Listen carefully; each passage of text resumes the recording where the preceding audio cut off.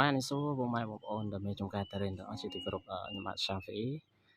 តំណាងខាងក្រុមហ៊ុន Go Green ទីផ្សារការនៅត្បូងឃ្មុំថ្ងៃនេះខ្ញុំបានមកដល់ចំការរបស់មេងវិបុលគាត់នៅខាងបាងសេះ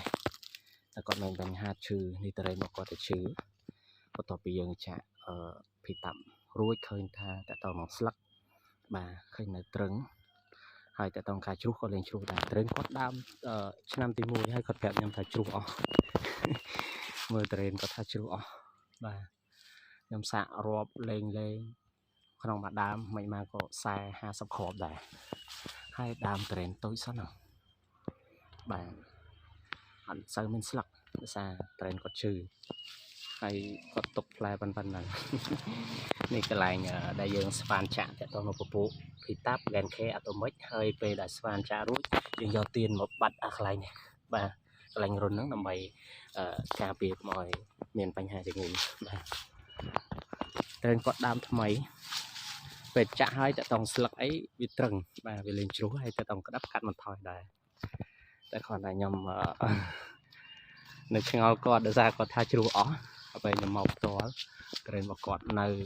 យ៉ាងអន់ក៏ក្នុងមួយដើម40-50គ្រាប់ដែរបាទត្រេនរបស់អ៊ីបុលគាត់នៅខាងឡោងសេះបាទចំណុចខ្ញុំទៅដើមផ្សេងទៀត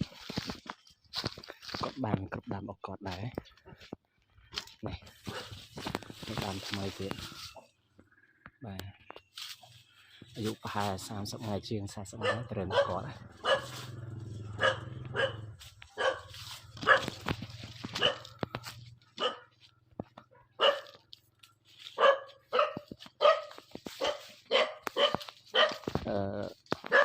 ដូចមកដើមនេះអីខ្ញុំសាក់រាប់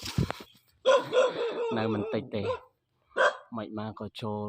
50-60គ្រាប់ដែរជាងគាត់ថាជ្រុះអស់